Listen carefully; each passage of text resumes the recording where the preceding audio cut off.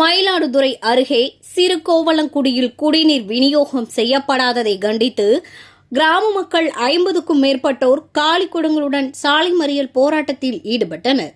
மயிலாடுதுறையை அடுத்த மறையூர் ஊராட்சி சிறுகோவங்குடி கிராமத்தில் 500க்கும் மேற்பட்ட குடும்பத்தினர் வசித்து வருகின்றனர். இந்த கிராமத்தில் கடந்த 6 மாதங்களாக குடிநீர் சரிவர விநியோகம் செய்யப்படவில்லை.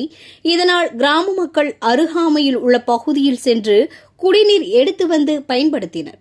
இதுகுறித்து ஊராட்சி ஒன்றிய நிர்வாகத்தினரிடம் பலமுறை புகார் தெரிவித்தும் நடவடிக்கை எடுக்கப்படாததால் ஆத்திரமடைந்த அப்பகுதி மக்கள் 50க்கும் மேற்பட்டோர் இன்று மயிலாடுதுறை திருவாரூர் பிரதான சாலையில் காலி குடங்களுடன் அமர்ந்து சாலை மறியல் போராட்டத்தில் ஈடுபட்டனர்.